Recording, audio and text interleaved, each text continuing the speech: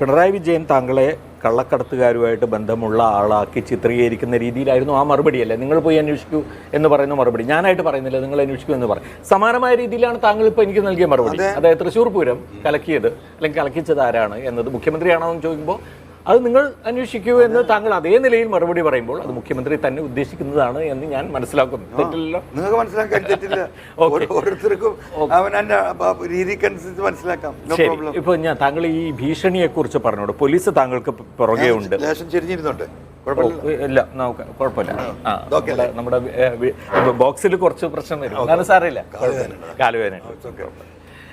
ഇപ്പോ താങ്കൾ പറഞ്ഞു താങ്കൾക്ക് പുറകെയാണ് പോലീസ്. ഈ പറഞ്ഞ രീതിയിൽ എപ്പോൾ വേണമെങ്കിലും അറസ്റ്റ് ചെയ്യാവുന്ന രീതിയിൽ ഈ നെക്സസ് ഈ ഡയഗ്രാം വരച്ചുകൊണ്ടിരിക്കുകയാണ്. അപ്പോൾ അതിനനുസരിച്ചുള്ള നടപടി താങ്കൾ പ്രതീക്ഷിക്കുന്നുണ്ട്. പക്ഷേ അങ്ങനെ വന്നാൽ അത് പോലീസിൽ നിന്ന് ഇപ്പോൾ താങ്കൾ കഴിഞ്ഞ ഒരു വാർത്താസമ്മേളനത്തിൽ പറഞ്ഞു കേട്ടോ, എൻ്റെ മക്കൾ പറഞ്ഞു പിന്നെ ബാപ്പയെ കൊല്ലുന്നുണ്ട്, കൊല്ലട്ടെ, പോ, ഇറങ്ങൂ എന്ന്. പ്രശ്നമില്ല, ഇത് മാനക്കേടാണ്, അത് മരണമാണ്. ഇത് മാനക്കേടാണ്. രാജ്യദ്രോഹത്തിന് കൂട്ടുനിന്ന പുത്തൻ വീട്ടിൽ PV Anwar ആകും. അതാണ് പ്രശ്നം. കൊല്ലുന്നെങ്കിൽ അവർക്ക് ഒന്നോട്ടെ, അത് പ്രശ്നമില്ല. എൻ്റെ മക്കൾ ഇവിടെ ഉണ്ട്, നിങ്ങൾ വിളിച്ച് ചോദിച്ചേക്ക് വിളിക്കണം, അത്രേ ഉള്ളൂ. അതിൽ വിഷയമില്ല. അപമാനപ്പെടുത്തി കൊല്ലരുത്. നേർക്കുന്നിലാണ്. ഇപ്പോൾ കുഞ്ഞാലിപ്പോൾ വെടിയേറ്റ് മരിച്ച നിലമ്പൂരിലല്ല അല്ലേ? കേരളത്തിലെ ഇന്ത്യയിലെ ആദ്യത്തെ അനുഭവം എന്ന് പറയുന്നത്. എന്താ രണ്ടാമതൊരു MLA വെടിയേറ്റ് മരിക്കൂലേ? എന്താ ഉണ്ട എനിക്ക് കയറൂലേ? അത് പോട്ടെ, ആരിൽ വരാന്ന്. ഈ പറയുന്നവരൊക്കെ ഇതിൽപ്പെട്ടവരല്ലേ? അന്താരാഷ്ട്ര ക്രിമിനൽ സംഘല്ലേ ഈ അജിത് കുമാറും ഈ സ്വർണ്ണ റാക്കറ്റും എന്ന് പറയുന്നത്? ഇവിടെ ഡാൻസ് ഓഫിനെ ഉപയോഗിച്ചുകൊണ്ട് ഇവർ തന്നെ എത്ര സ്റ്റോറി നിങ്ങൾ വിട്ടു. ഇവർ തന്നെ മയക്കുമരുന്ന് കൊണ്ടിരുന്നു, ഇവർ തന്നെ വിൽക്കുന്നു. ഇവർക്ക് ആവശ്യമുള്ളിടത്ത് കേസിന് വേണ്ടിയിട്ട് ഒന്നും അറിയാത്ത സാധുക്കളുടെ വണ്ടിക്കുള്ളിലും വീട്ടിനുള്ളിലും പോക്കറ്റിലും ഇട്ടുകൊടുത്ത് അവർ തന്നെ പിടിച്ചുകൊണ്ട് വന്നു, അവരെ ജയിലിലാക്കുന്നു. ലോകത്ത് എവിടെയും കേൾക്കുമോ? ലോകത്ത് നോർത്ത് ഇന്ത്യ കേൾക്കൂല. ഈ കേരളത്തിലാണ് നടക്കുന്നത്. എത്ര നിരപരാധികളാണ് ജയിലിൽ കിടക്കുന്നത്, എത്ര രക്ഷിതാക്കളാണ് കയറി ഇറങ്ങുന്നത്. ഞാൻ ഈ ഒരു ഓപ്പറേഷൻ കഴിഞ്ഞിട്ട് ഇനി വരാനുള്ളത് അതിലേക്കാണ്. ഇവിടെ ഈ മലപ്പുറം ജില്ലയിൽ ഈ മയക്കുമരുന്ന് കേസുമായി നിരപരാധികളായി ശിക്ഷിക്കപ്പെട്ടവരും പീഡിപ്പിക്കപ്പെട്ടവരുമായ ജനതയുടെ ഒരു സംഗമം ഞാൻ വിളിച്ചു ചേർക്കുന്നുണ്ട്. ഞങ്ങളൊക്കെ വിളിക്കാം, ഇവർക്ക് പറയാനുള്ളത് പറയട്ടെ. ഒരു സംഗമം, ഒരു ജാഥക്കില്ല ആളുണ്ട് ഇവിടെ ഈ ജില്ലയിൽ. 12,000-13,000 കേസ് ക്രിമിനൽ ലെവലുണ്ടായിരുന്ന കേസ് 45,000-ലേക്ക് എത്തിച്ചു അല്ലേ? എന്താ ഉദ്ദേശം? ഇന്ന് മിനിയാത്ത പത്രസമ്മേളനത്തിൽ മുഖ്യമന്ത്രി എന്താ പറഞ്ഞത്? ഈ 180ഓളം കേസിൽ 127 കേസ് മലപ്പുറത്താണ്. മലപ്പുറം ജില്ലയിലെ കരിപ്പൂർ എയർപോർട്ട്, അതിൻ്റെ മുറ്റത്ത് നിന്നല്ലേ ഇത് പിടിക്കുന്നത്. അപ്പോൾ പുറമേയുള്ള തിരുവനന്തപുരത്തും കൊച്ചിയിലുമൊക്കെ ഉള്ള ആളുകൾ എന്താ മനസ്സിലാക്കുക? മലപ്പുറം ജില്ലയിലാണ് തെറ്റിദ്ധരിപ്പിക്കുകയല്ലേ? ഒരു റോങ് മെസ്സേജ് അല്ലേ കൊടുക്കുന്നത്? ഒരു മുഖ്യമന്ത്രി, അതെ, അത് ഒരു മുഖ്യമന്ത്രി അദ്ദേഹത്തെ ഇത്രയും ചീപ്പായ പൊളിറ്റിക്സ് കളിക്കാൻ പാടുണ്ടോ? ഇനിയിപ്പോൾ എന്താ അടുത്ത പാർലമെന്റിൽ ഒരു ചോദ്യം വരും. പാർലമെന്റിൽ ഇന്ത്യയിൽ ഏറ്റവും കൂടുതൽ ക്രിമിനൽ കേസുകൾ ഫയൽ ചെയ്ത ജില്ല ഏതാണെന്നൊരു ചോദ്യം വരും. ഇവിടെ ആ ഉദ്ദേശിച്ച റേഞ്ചിലെത്തുമ്പോൾ മലപ്പുറം ജില്ല എവിടെ? മലപ്പുറം ജില്ല, കേരളം. എന്താ ജില്ലയുടെ പ്രത്യേകത? 90% മുസ്ലിങ്ങളാണ്. 90% മുസ്ലിങ്ങളുള്ള മലപ്പുറം ജില്ലയിൽ ഇന്ത്യയിലെ ഏറ്റവും കൂടുതൽ ക്രിമിനൽ കേസുകൾ FIR ഇട്ട ജില്ല മലപ്പുറം ജില്ല. ഇന്ത്യ മുഴുവൻ പ്രചരണം അല്ലേ? എന്താ ഈ പാർട്ടീസ് ഒന്നും കാണാത്തത്? എന്താണ് CPM ഇത് പരിശോധിക്കാത്തത്? ഇത് ചാപ്പ കുത്തല്ലേ? ആ ചാപ്പ എൻ്റെ നെഞ്ഞത്ത് കുത്താനാ നോക്കിയത് കൊള്ളക്കാരനായിട്ട്. പക്ഷേ ഈ തൊലിയിലത് കയറൂല, മനസ്സിലായില്ല? ആ ചാപ്പ തിരിച്ചടിച്ചു. ഉണ്ട കയറുമായിരിക്കും, പക്ഷെ ചാപ്പ കയറൂല. മനസ്സിലായോ? ഇപ്പോൾ താങ്കൾ അത് സംസാരിച്ചപ്പോൾ ഈ സ്വർണ്ണക്കടത്തുകാരുടെ കാര്യം പറഞ്ഞ സമയത്ത് പി ശശി ഉൾപ്പെടുന്ന ഒരു സംഘമാണ് ഇത് ഓപ്പറേറ്റ് ചെയ്യുന്നത് എന്നുള്ളത് പറഞ്ഞു. അതിനപ്പുറത്തേക്ക് താങ്കൾ ഇപ്പോൾ എന്താ പറയുക, മുഖ്യമന്ത്രിയുടെ കാര്യം ഒരു സന്ദർഭത്തിൽ മുഖ്യമന്ത്രിയും എന്ന് താങ്കൾ പറഞ്ഞു, മുഖ്യമന്ത്രിക്ക് അറിയാമെന്ന് പറഞ്ഞു. പക്ഷേ പിന്നീട് താങ്കൾ ഒരല്പം മയപ്പെടുത്തിയാണ് പിന്നീട് കാര്യം സംസാരിച്ചത് വാർത്താസമ്മേളനത്തിനെക്കാണ്. മുഖ്യമന്ത്രി അറിഞ്ഞു തന്നെയാണോ ഇതൊക്കെ സംഭവിച്ചത്? അല്ല, അത് ആർക്കാണോ ഇതിൻ്റെ ഗുണം കിട്ടുക അവരതിൻ്റെ പിന്നിലുണ്ടാവും. അത് നിങ്ങൾ അന്വേഷിച്ചോ? ആർക്കാണ് ഇതിൽ നിന്ന് എന്ത് ഗുണമാണ്? ഇതിൻ്റെ സാമ്പത്തിക ഗുണം.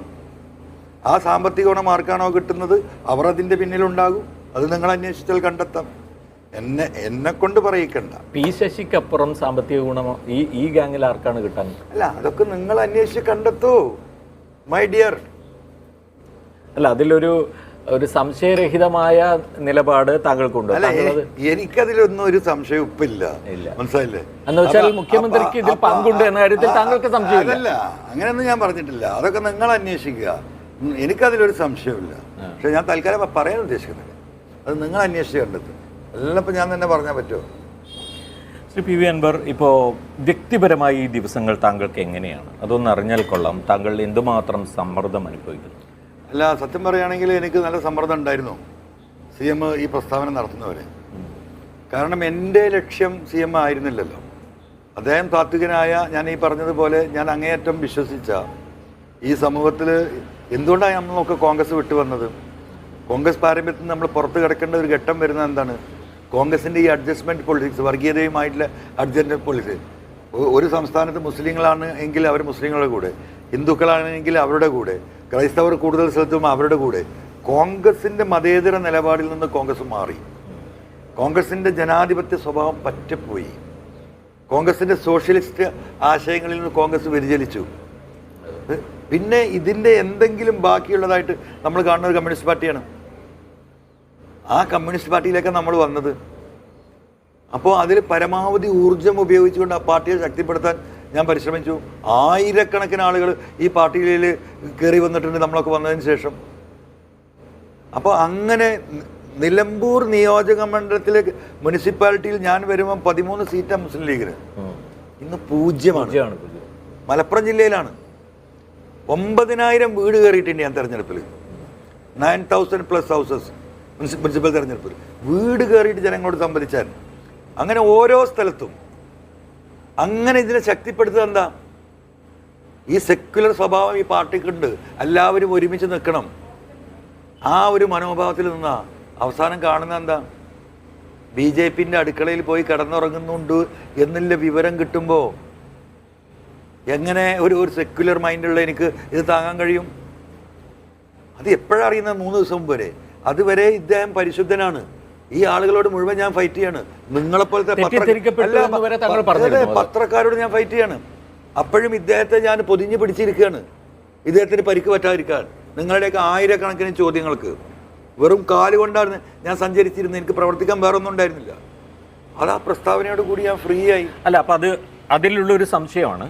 ഇപ്പോൾ മുഖ്യമന്ത്രിയെക്കുറിച്ച് ബാക്കിയെല്ലാം അറിഞ്ഞ താങ്കൾക്ക് മുഖ്യമന്ത്രിയിൽ അത്ര വിശ്വാസം ഉണ്ടാവാൻ കാര്യം എന്താണ്? കാരണം ഇത്രയും വരെ താങ്കൾ ഇപ്പോൾ ഈ പറഞ്ഞ കാര്യങ്ങൾ ആ സമയത്തും താങ്കൾ മനസ്സിലാക്കേണ്ടതായിരുന്നില്ലേ? ഇപ്പോൾ അവിടെ എത്താമെങ്കിൽ മുഖ്യമന്ത്രി കൂടി അറിയുന്ന കാര്യമാണ് എന്ന് താങ്കൾ പറയുന്നു. ഇല്ല, സത്യം ഞാൻ എൻ്റെ ദൈവത്തെ സാക്ഷി നിർത്തി പറയുകയാണെങ്കിൽ ഞാൻ അങ്ങനെ വിചാരിച്ചിട്ടില്ല.